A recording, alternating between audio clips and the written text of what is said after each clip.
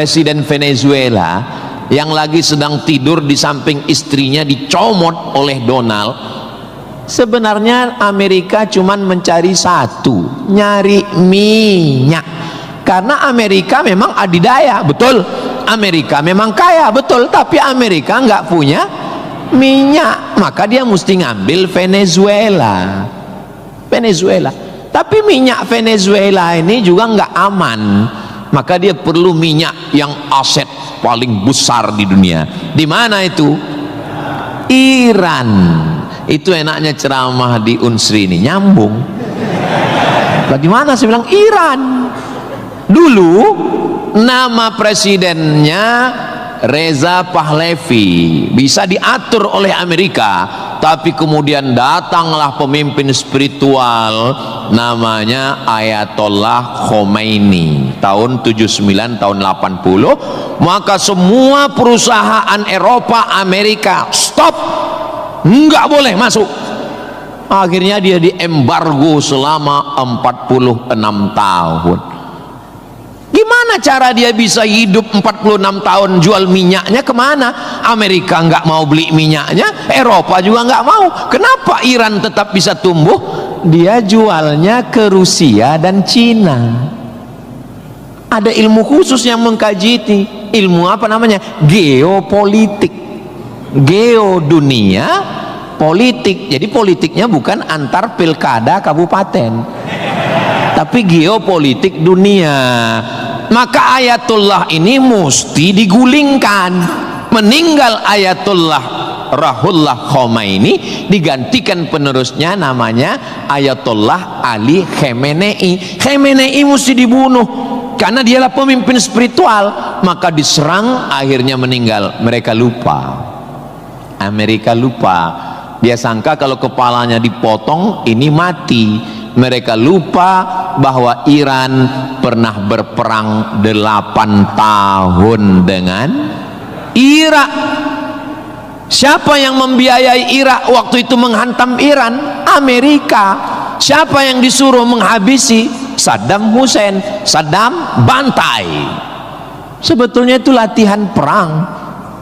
Maka ketika dihajar, menurut Donald Trump 4 hari saja untuk menyelesaikan Iran. Begitu 4 hari tidak selesai, dia ngajak genjatan senjata. Lalu apa jawab Iran? Kau yang memulai, kami yang mengakhiri.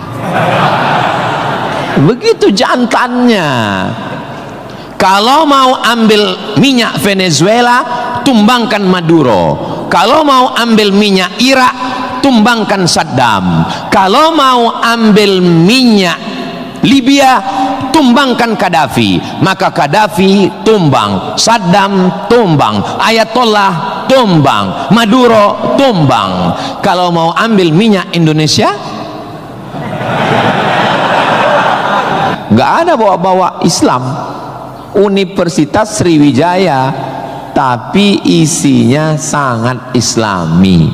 Mahasiswanya belajar di masjid, mahasiswanya dipisah laki-laki dan perempuan, yang laki-laki di depan, yang perempuan di belakang, sehingga yang mahasiswa nggak bisa melirik mahasiswi, dan mahasiswi pun hanya bisa melihat tengkuk mahasiswa.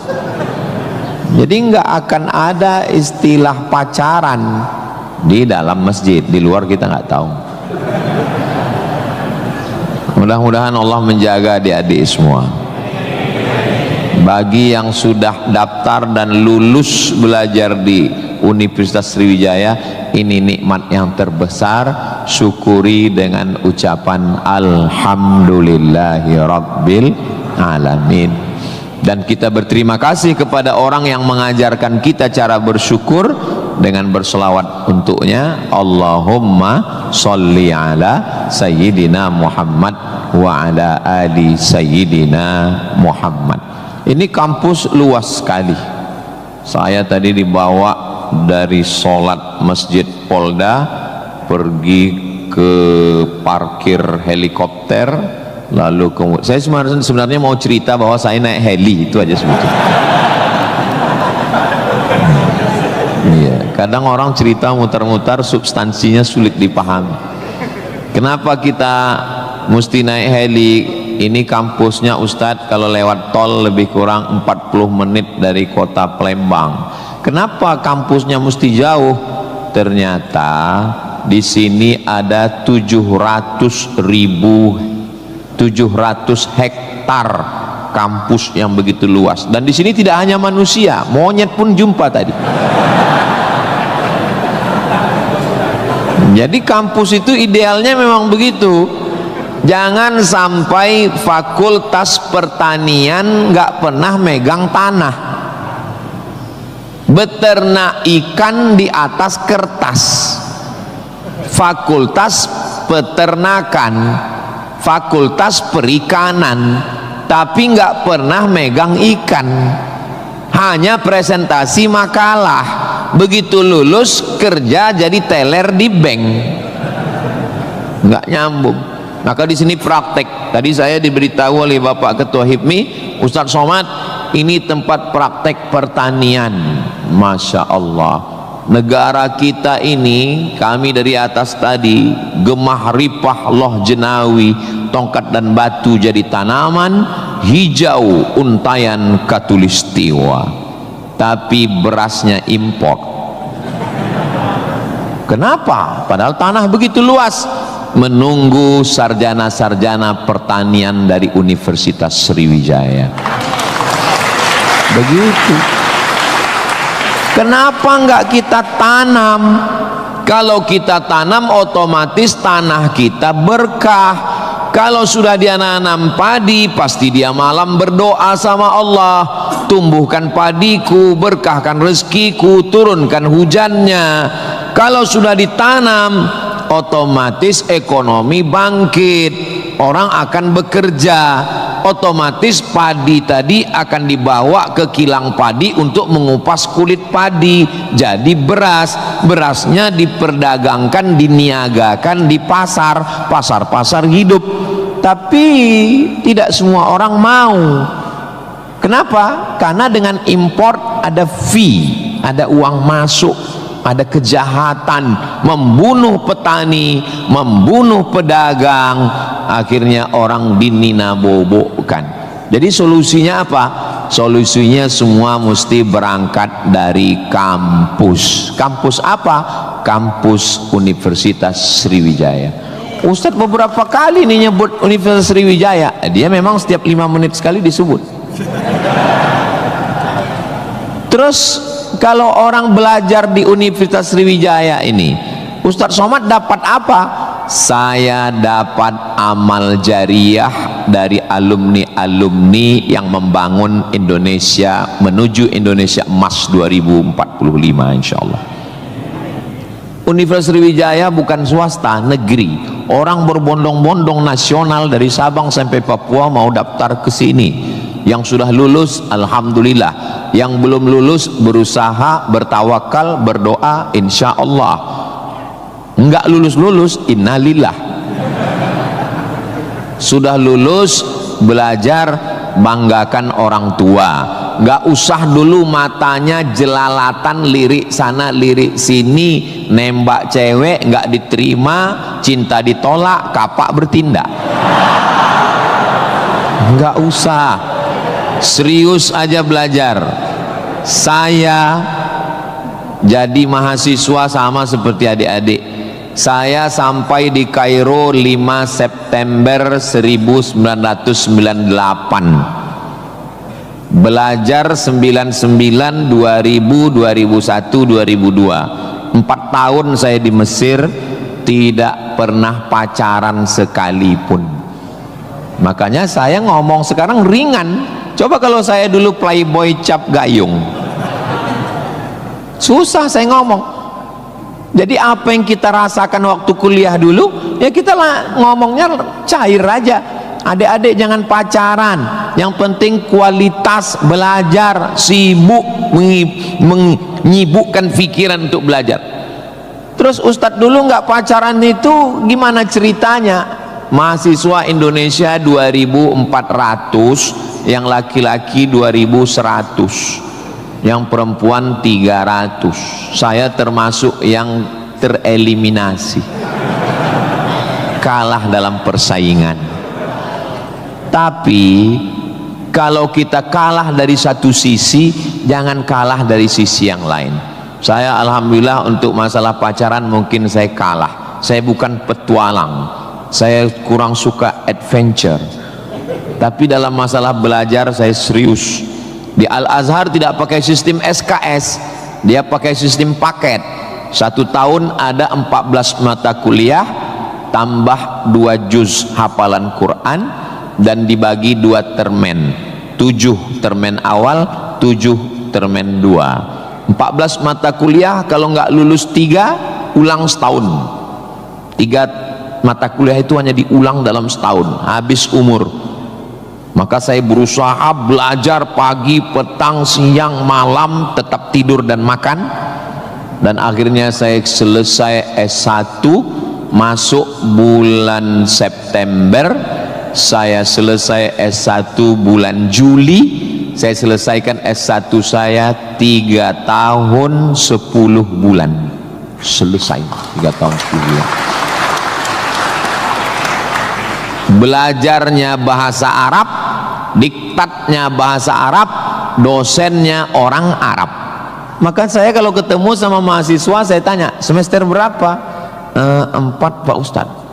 Tapi mukanya kok tua kali. 14 Pak Ustadz. Kok bisa kamu sampai semester 14? Dosennya orang Indonesia, diktatnya bahasa Indonesia, referensinya Indonesia, campur Inggris dikit, makalah bisa campur AI. Kenapa kuliah bisa begitu lama? Apa kuncinya Ustadz, kenapa kuliah bisa cepat? Kuncinya simple aja. Saya kan belajar dulu dapat beasiswa dari Al-Azhar. Al-Azhar itu kalau tidak naik tingkat setahun, beasiswanya potong 50%. Kalau nggak naik 2 tahun, putus. Kalau 3 tahun nggak naik, DO. Kalau sudah DO, tidak dikasih tiket pulang.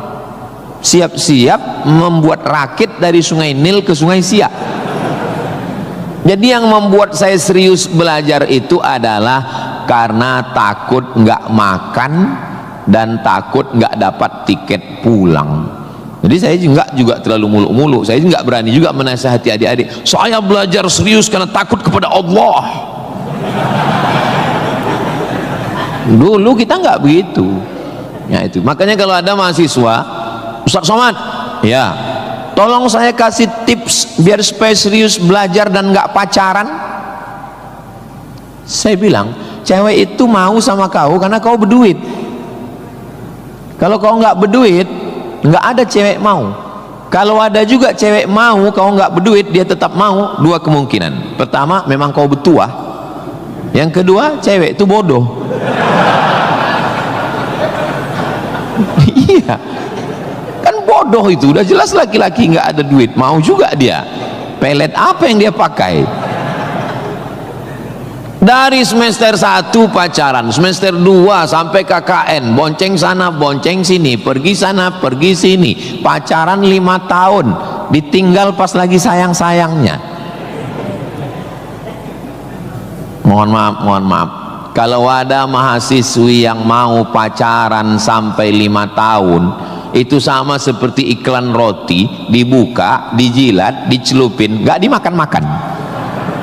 Kira-kira yang rugi cewek apa cowok?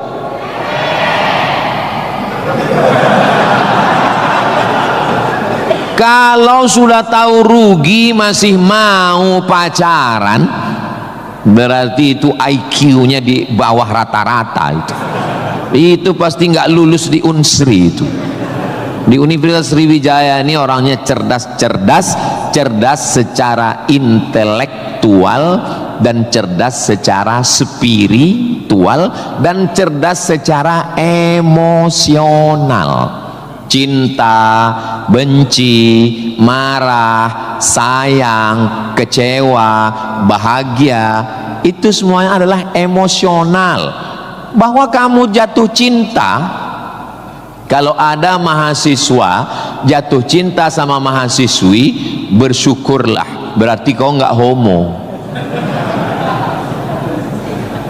Tapi ketika cintamu itu mengalahkan prestasi studi, ingat, orang tuamu bersusah-susah di kampung, kepala jadi kaki, kaki jadi kepala, dia bertani sawah di kampung. Pagi waktu dia mau pergi ke sawah masih bisa dibedakan mana bapakmu, mana sapi.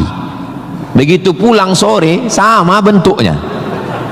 Tiba-tiba kamu di kampus menjadi foto model, menjadi, nggak usahlah diteruskan, menyakitkan hati. Kenapa ceramah Ustaz Somad ini kok menyinggung saya terus ya? Kunci mendengar ceramah Ustaz Somad itu satu, jangan tersinggung. Ada beberapa orang tersinggung, pulang meninggal.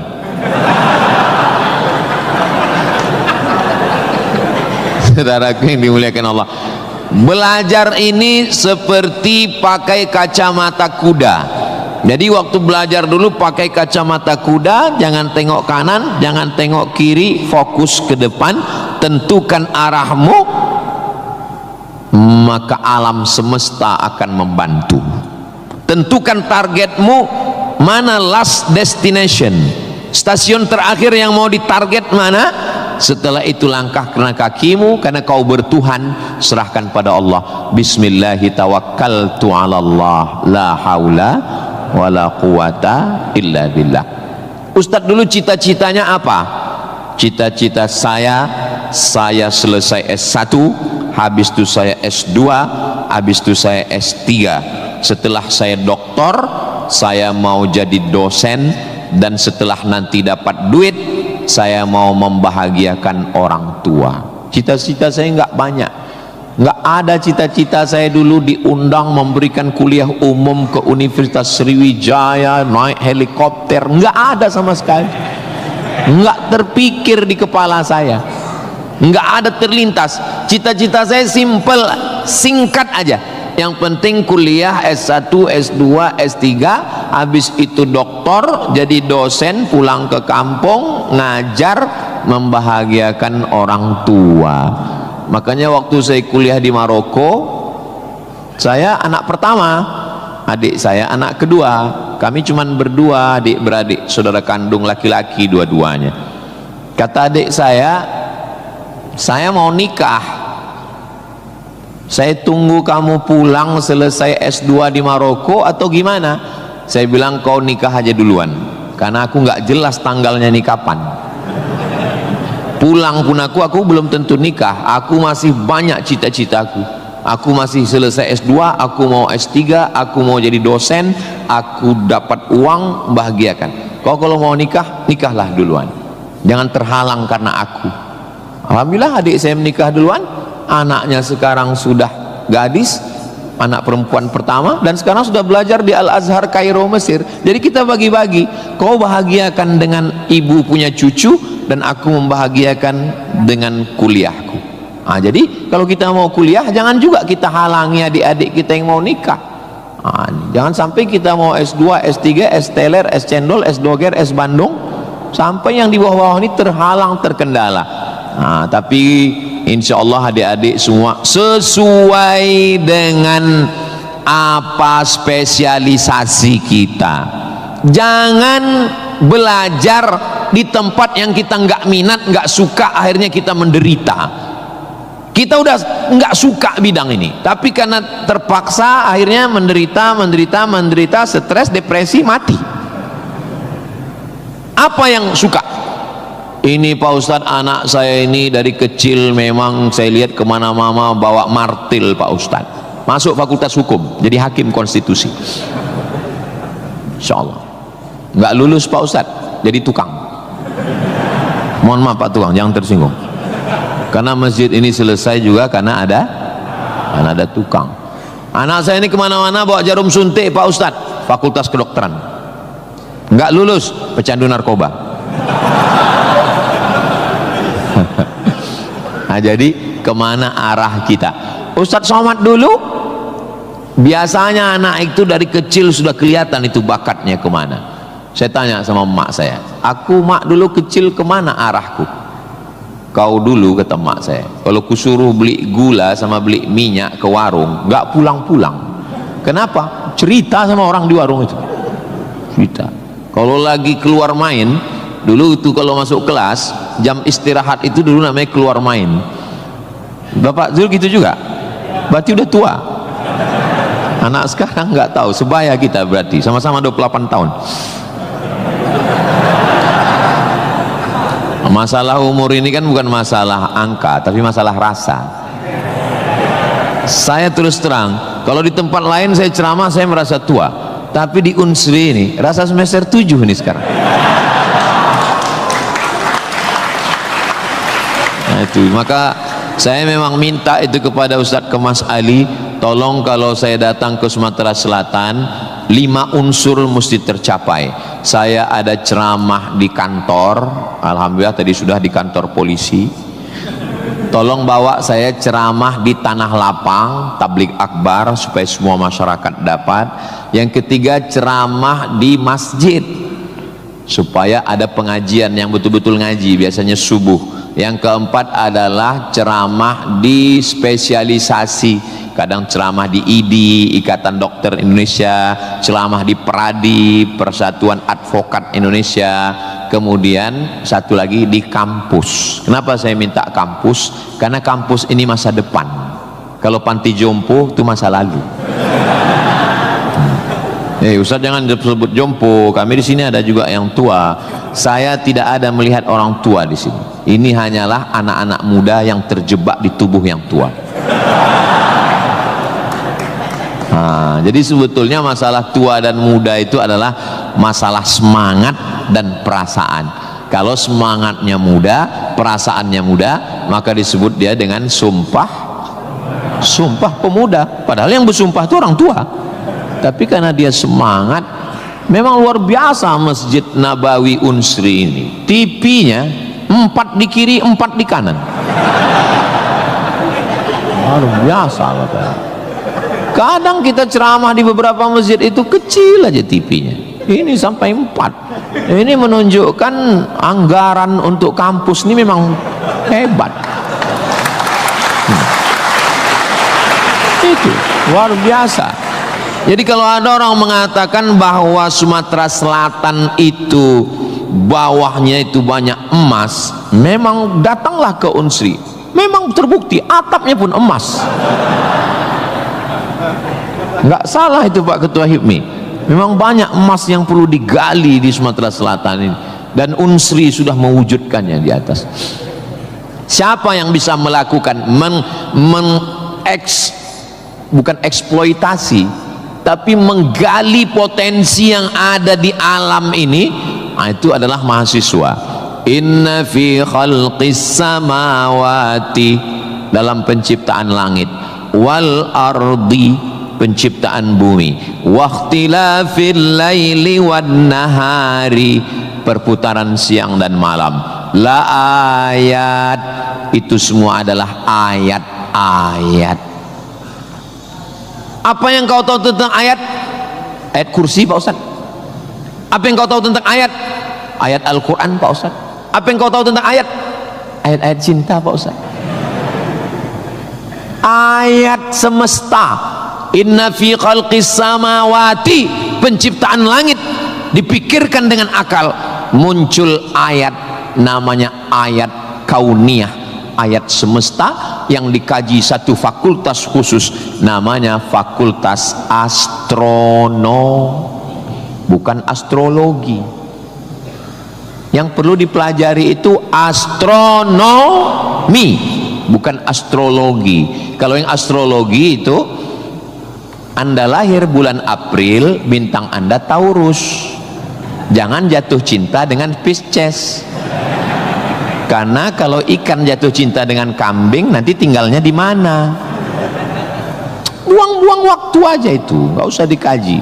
Tapi ketika berpikir tentang astronomi, tentang ilmu langit, maka umat Islam sudah lama mengkaji itu yang disebut dengan ilmu falak.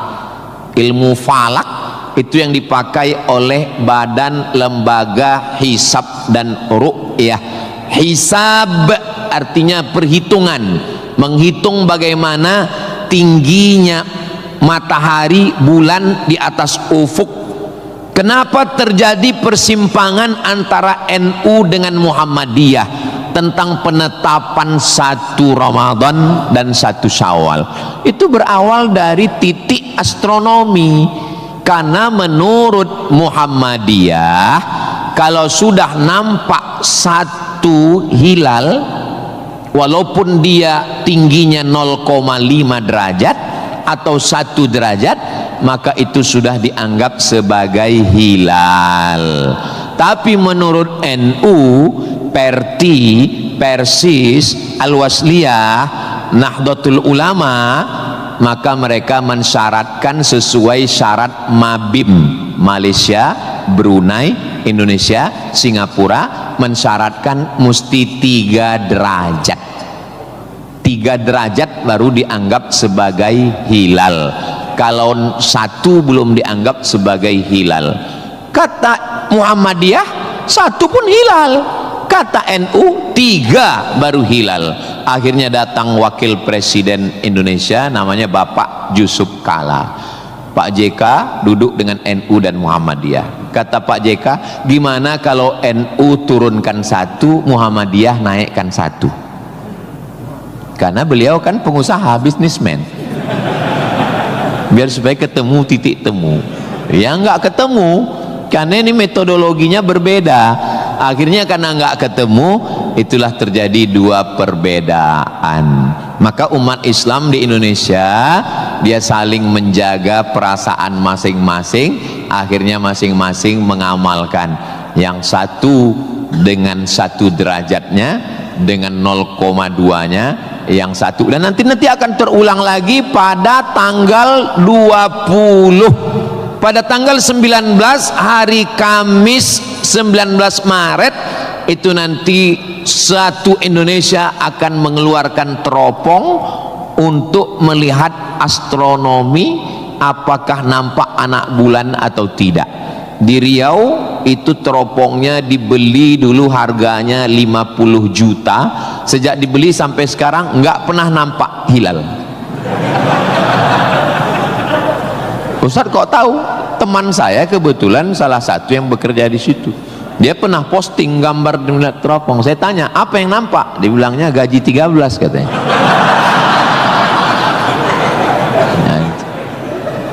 Nah, itu hanya bisa diselesaikan oleh astronomi.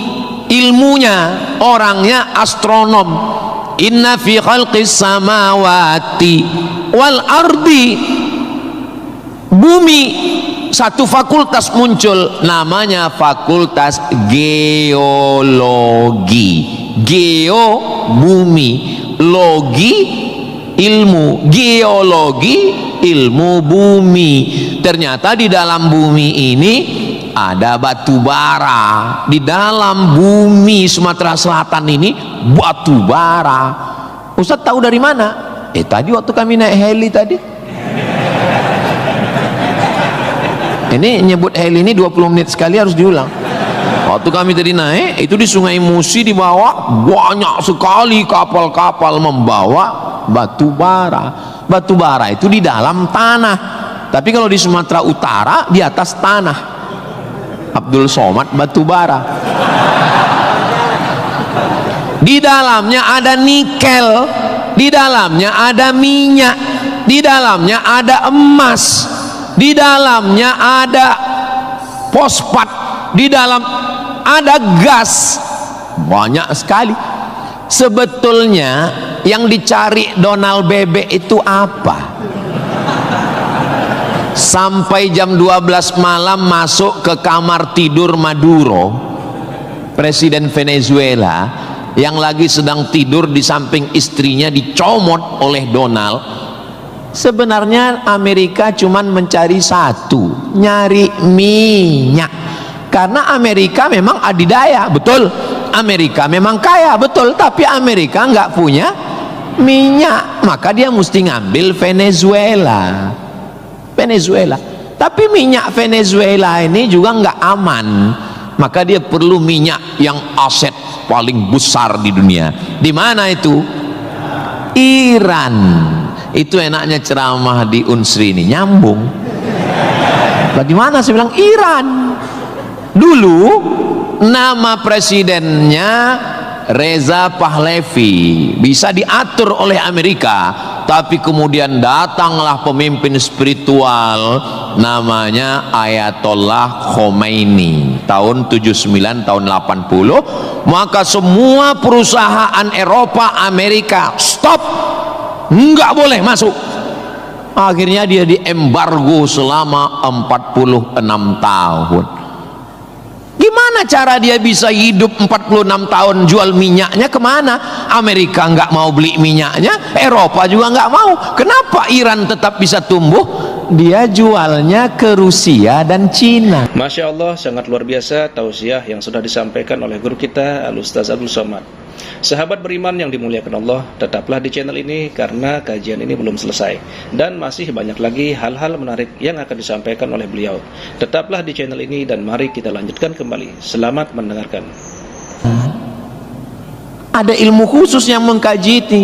Ilmu apa namanya? Geopolitik. Geo dunia, politik. Jadi politiknya bukan antar pilkada kabupaten, tapi geopolitik dunia. Maka Ayatullah ini mesti digulingkan. Meninggal Ayatullah Ruhollah Khomeini, digantikan penerusnya namanya Ayatollah Ali Khamenei. Khamenei mesti dibunuh karena dialah pemimpin spiritual. Maka diserang, akhirnya meninggal. Mereka lupa, Amerika lupa. Dia sangka kalau kepalanya dipotong ini mati. Mereka lupa bahwa Iran pernah berperang 8 tahun dengan Irak. Siapa yang membiayai Irak waktu itu menghantam Iran? Amerika. Siapa yang disuruh menghabisi? Saddam Hussein. Saddam bantai. Sebetulnya itu latihan perang. Maka ketika dihajar, menurut Donald Trump 4 hari saja untuk menyelesaikan Iran. Begitu 4 hari tidak selesai, dia ngajak genjatan senjata. Lalu apa jawab Iran? Kau yang memulai, kami yang mengakhiri. Begitu jantannya. Kalau mau ambil minyak Venezuela, tumbangkan Maduro. Kalau mau ambil minyak Irak, tumbangkan Saddam. Kalau mau ambil minyak Libya, tumbangkan Gaddafi. Maka Gaddafi tumbang, Saddam tumbang, Ayatollah tumbang, Maduro tumbang. Kalau mau ambil minyak Indonesia,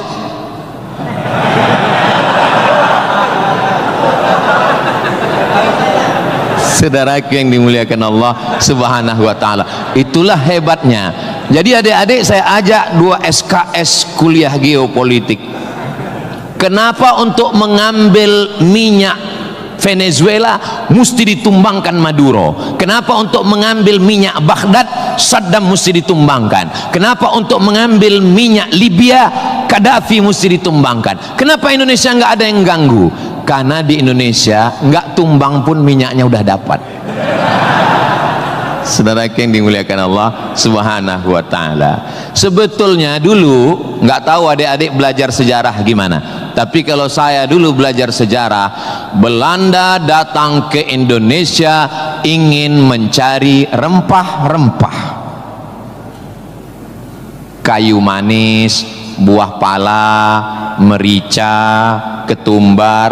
Kita pun waktu itu bingung, nanya sama guru SD, ya, Belanda kesini naik kapal kayu jauh-jauh dari Amsterdam, 3 bulan naik kapal cuman mau cari rempah. Iya katanya. Sekarang baru kita tahu mereka bukan nyari rempah, nyari minyak. Ini udah di kapling-kaplingnya. Papua emas, Sulawesi nikel.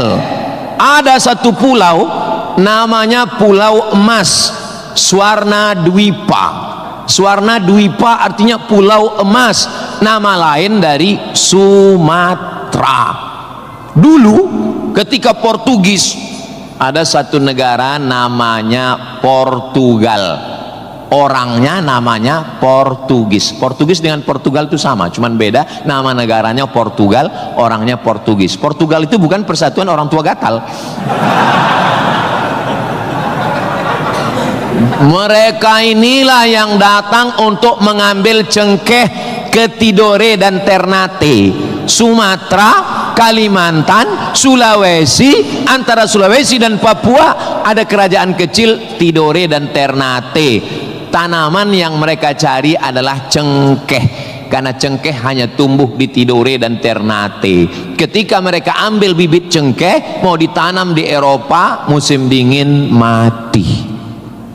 Indonesia ini potensinya luar biasa. Tidak ada negara miskin, yang ada adalah negara salah kelola. Ustaz sedang bicara Indonesia? Tidak, negara kita kaya. Saya bicara tentang Konoha.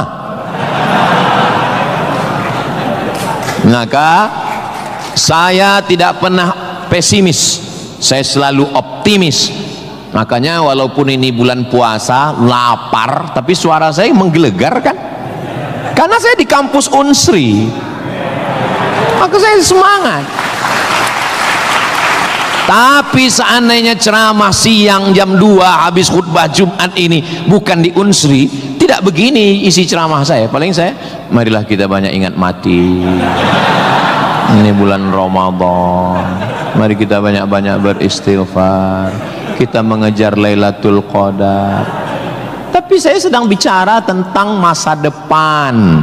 Saya bicara dengan mahasiswa, mereka yang akan melanjutkan tongkat estafet perjuangan ini. Saya yakin dan percaya bidang pertanian sudah, peternakan sudah, geopolitik mereka sangat paham, dan masalah spiritual batinnya mereka dididik di dalam Masjid Nabawi.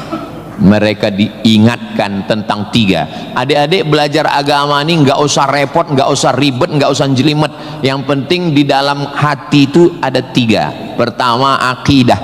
Wujud qidam baqa mukhalafatu lil hawadisi qiyamuhu binafsihi wahdaniyah qudrat iradat ilmun sama basar kalam sifat 20. Ini akidah kita Imam Abul Hasan Al-Asy'ari. Yang kedua, setelah akidahnya mantap, dia mau beribadah. Di mana caranya beribadah? Rukun, syarat, wajib, sunnat. Inilah yang kedua, namanya fikih.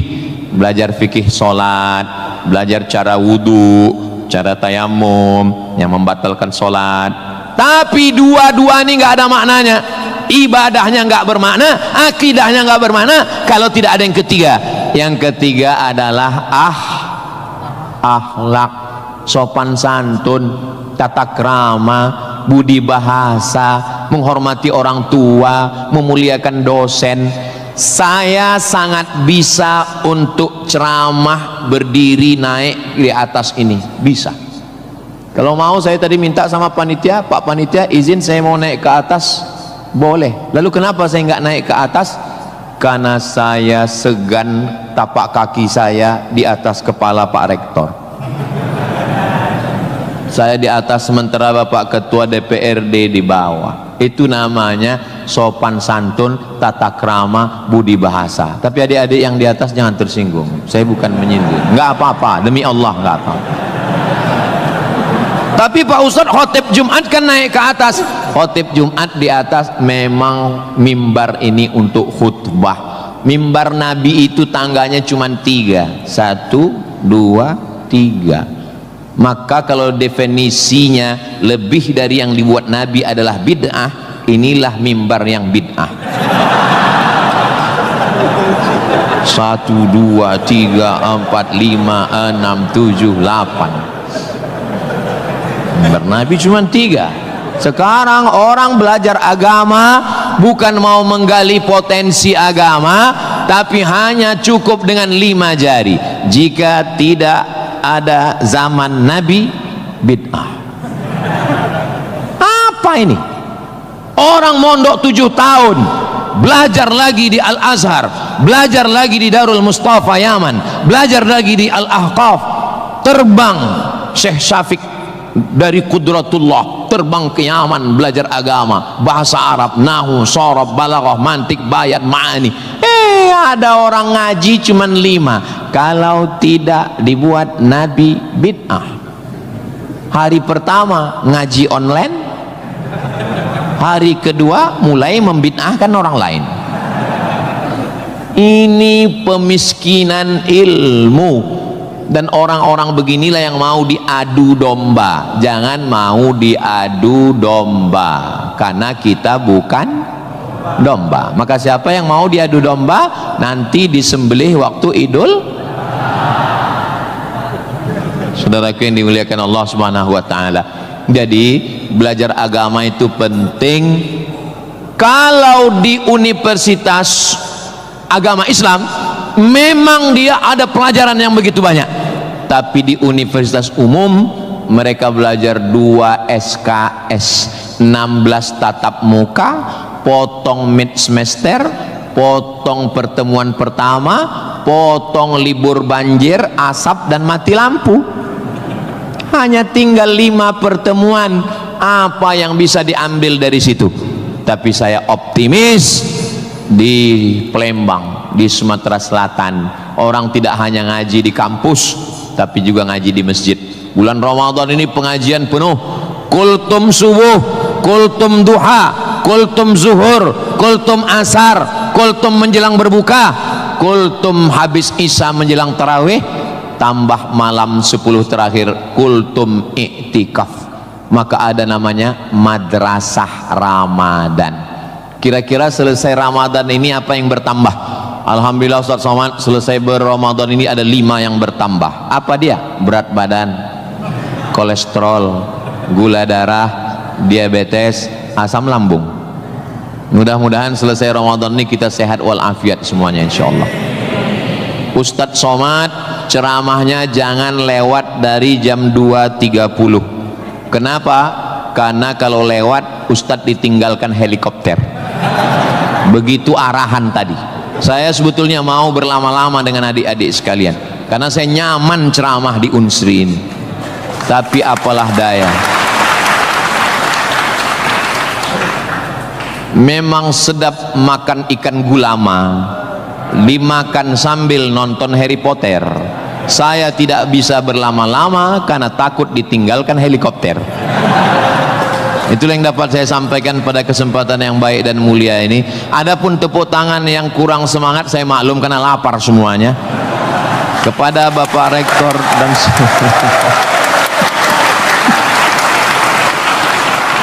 maukah Bapak Ibu memaafkan kesilapan dan kekhilapan saya? Di akhir majelis saya tutup dengan satu pantun penutup. Menangkap puyuh di Bukit Selasih. Thank you dan terima kasih. Assalamualaikum warahmatullahi wabarakatuh. Tadi dipesankan Ustaz langsung baca doa, Allahumma ja'al hadhil jami'ata jami'atan mubarakatan fiha. Ya Allah, jadikanlah Universitas Sriwijaya universitas yang penuh dengan keberkahan.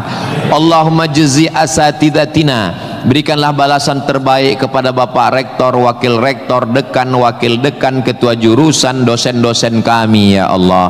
Sahih ajsadahum, sehatkan badannya, qawi imanahum, kuatkan imannya, wajzi hasanatihim, berikan balasan terbaik untuk guru-guru kami ya Allah.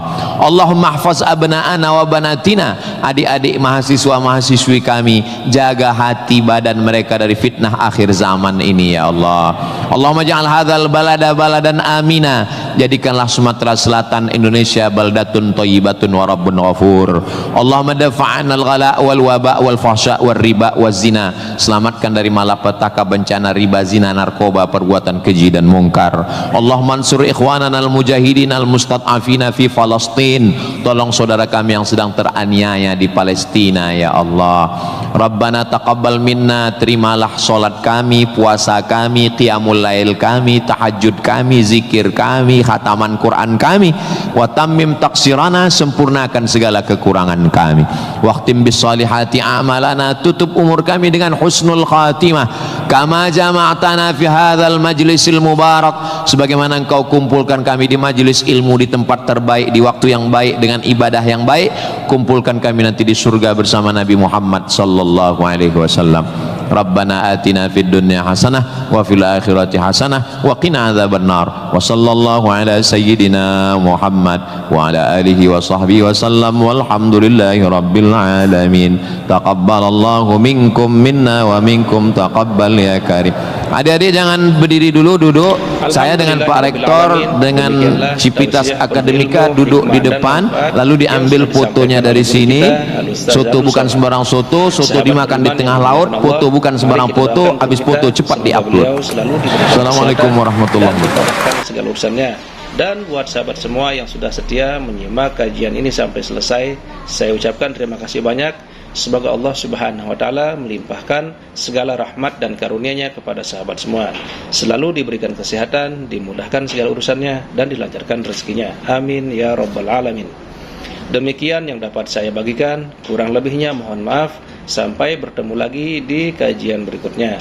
Wabillahi taufik wal hidayah. Wassalamualaikum warahmatullahi wabarakatuh.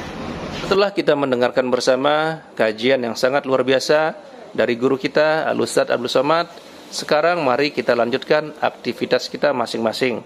Semoga apa yang sudah beliau sampaikan kepada kita semua menjadi ilmu yang bermanfaat dalam kehidupan kita sehari-hari. Buat sahabat semua, saya ucapkan selamat beraktivitas dan sukses selalu. Sampai bertemu lagi di video berikutnya. Wassalamualaikum warahmatullahi wabarakatuh. Bismillahirrahmanirrahim. Assalamualaikum warahmatullahi